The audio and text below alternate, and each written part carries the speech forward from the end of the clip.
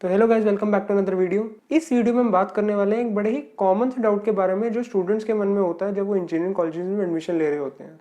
देखो, मेनली जो दिल्ली स्टूडेंट्स होते हैं उनके मन में एक बड़ा ही कॉमन डाउट होता है कि हमें आईपी में सीएससी ब्रांच मिल रही है और डीटीयू एनएसआईटी में लोअर ब्रांचेस मिल रही हैं। लोअर ब्रांचेस कहने का मतलब तुम्हारी थोड़ी इलेक्ट्रिकल हो गई, मैकेनिकल हो गई।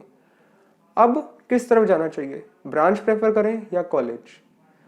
देखो यार, टोटली इंडिविजुअल चॉइस है कि वो ब्रांच कौन सी पढ़ना चाह रहा है, सीएससी या फिर वो कॉलेज प्रेफर कर रहा है कि मैं डीटीयू एनएसआईटी में पढ़ूंगा थोड़े अपर कॉलेजेस में। ये टोटली पर्सनल चॉइस होती है।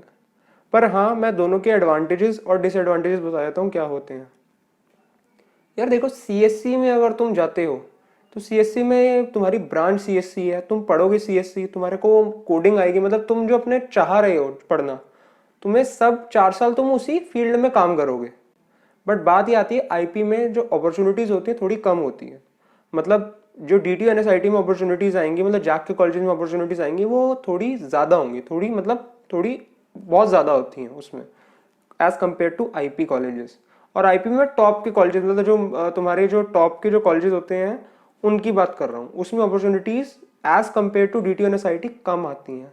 जैसे जैसे आईपी में नीचे जाते जाओगे, नीचे के कॉलेजेस में जिसमें थोड़ी हायर रैंक पे एडमिशन होता है, वहाँ कंपटीशन और बढ़ जाता है। अब जिसको सीएससी में बहुत ज़्यादा इंटरेस्ट है, मतलब एक होता है ना कि मेरे को सीएससी ही पढ़नी है, वो तो कहीं पे भी क्रैक कर लेगा। मतलब अगर चाहे वो सीएससी यहाँ पर ले ले, आईपी के किसी भी कॉलेज में ले ले, वो नीचे कॉलेज में ले ले, ऊपर कॉलेजेस में ले ले, वो कहीं पे भी क्रैक कर लेगा। बट होता क्या है, जिसको अगर इंटरेस्ट नहीं है तो फिर वो उसमें कोप अप नहीं कर पाएगा। मतलब आईपी में वो स्ट्रीम के बेसिस पे तो चला जाएगा, लेकिन इतने सारे कंपटीशन में वो कोप अप, बंदे को कोप अप करने में मुश्किल हो जाएगी। दूसरा क्या है कि जैसे जैसे तुम आईपी में जाओगे, तो मैं क्यों बोल रहा हूँ उसमें एफर्ट ज्यादा लगता है। आईपी में एफर्ट ज्यादा लगने का मतलब ये है कि अगर तुम्हें ऑन कैंपस अपॉर्चुनिटी नहीं मिल रही है, ऑन कैंपस मतलब जो तुम्हारे कैंपस में कंपनीज आती हैं वो तुम्हें जॉब देती हैं कि तुमने अपने कॉलेज में जो पढ़ा है अपनी स्किल्स दिखाओ और अपॉर्चुनिटी ग्रैब करो। बट होता क्या है कि एक होती है ऑफ कैंपस अपॉर्चुनिटी, मतलब तुम्हें अपनी तरफ से बाहर किसी कंपनी में अप्लाई करना पड़ता है, उसके बाद तुम्हें इंटरव्यू शेड्यूल होता है और फिर तुम उसका इंटरव्यू देते हो। अब देखो, आईपी के कॉलेज में तुम्हारे जो बच्चे होते हैं उसमें जो तुम्हारा सिलेक्शन अगर ऑन कैंपस जो कंपनी आ रही है तो पूल बहुत छोटा है, मतलब कंपटीशन कम है अगर ऑन कैंपस कंपनी कोई आ रही है। बट ऑफ कैंपस कितने बच्चे पूरे इंडिया में अप्लाई कर रहे हैं किसी कंपनी में, इसलिए एफर्ट ज्यादा लगता है। अब डीटीयू एनएसआईटी में वही कंपनी ज्यादा आती हैं, तो उसमें होता क्या है कि अपॉर्चुनिटीज ज्यादा है। अब ये ब्रांच टू ब्रांच भी डिफर करता है। अगर मान लो कोई इलेक्ट्रिकल का बच्चा है तो उसके लिए most of the coding companies खुल जाती हैं। मतलब कुछ कंपनीज होती हैं जो कहती हैं कि नहीं, हमें तो सिर्फ टॉप की सीएससी आईटी वाले बच्चे चाहिए जो कि एप्लीकेशन के लिए, मतलब जो एप्लीकेशन भरते हैं। But most of the companies electrical के बच्चों को बैठने देती हैं अपने टेस्ट के लिए या इंटरव्यू प्रोसेस के लिए। हाँ, उनके लिए कंपटीशन होता है, मतलब सीएससी वाले बच्चों से भी कम्पीट करना है, और थोड़ा सा रहता है कि हाँ जी इलेक्ट्रिकल वाले बच्चे हैं तो थोड़े नीचे वाले ब्रांच वाले बच्चे हैं। मतलब ऐसा नहीं कह रहा कि उनकी अपॉर्चुनिटी खत्म ही हो जाती है। कई सारे ऐसे बच्चे हैं जो इलेक्ट्रिकल के भी, जिन्होंने अपॉर्चुनिटी ग्रैब करी है सॉफ्टवेयर डोमेन में। बट हाँ, मुश्किल रहता है, थोड़ा सा मुश्किल इन द सेंस कि तुम्हें अपना कोर ब्रांच का भी पढ़ना है, प्लस तुम्हें अल्लाह साइड बाय साइड जो बच्चे कंप्यूटर वाले ऑलरेडी पढ़ रहे हैं उनके साथ भी कॉम्पीट करना है। ठीक है, तो तुम्हें एक्स्ट्रा पढ़ना पड़ता है। मतलब इलेक्ट्रिकल ब्रांच पहले ही थोड़ा बोला जाता है कि थोड़ी मुश्किल रहती है, वो मैं अलग से वीडियो बनाऊंगा कि इलेक्ट्रिकल ब्रांच क्यों मुश्किल मानी जाती है।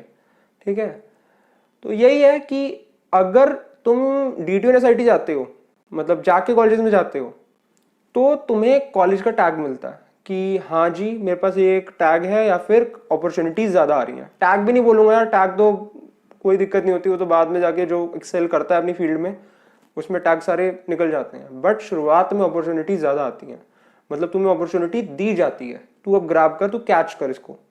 बट उधर तुम्हें खुद से एफर्ट मानना पड़ता है आईपी कॉलेज में।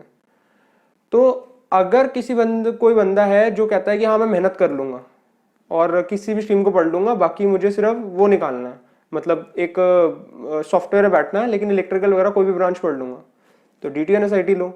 बट अगर किसी को वो है कि मतलब नहीं, मुझे तो सीएससी ही पढ़नी है 4 साल में और कुछ पढ़ ही नहीं सकता, तब आईपी में जाओ।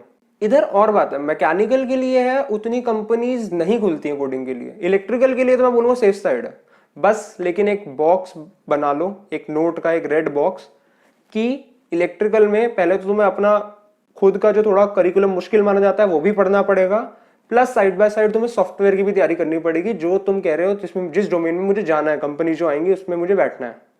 तो ये बॉक्स बना के चलो कि मेहनत ज़्यादा लगेगी उसमें। बाकी तो अपॉर्चुनिटीज जीटीयू एनएसआईटी में ज़्यादा होंगी। अगर मैकेनिकल ले रहे हो तो मैकेनिकल का थोड़ा सा रहता है कि मैकेनिकल की सॉफ्टवेयर कंपनीज उतनी नहीं खुली, मतलब कोडिंग वाली।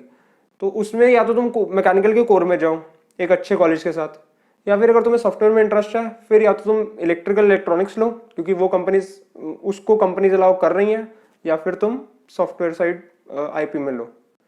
आई होप थोड़ी तो क्लैरिटी हो गई होगी कि दोनों फील्ड्स जो हैं, मतलब दोनों ब्रांचेज हैं या दोनों अलग अलग कॉलेज हैं, इनमें क्या डिफरेंस है या क्या एडवांटेजेस डिसएडवांटेजेस हैं। तो इसको देख के ध्यान से चूज करो। अगर वीडियो पसंद आई हो तो लाइक कर देना, शेयर कर देना, सब्सक्राइब कर देना। मिलते हैं जल्दी नेक्स्ट वीडियो में। Thank you so much for watching.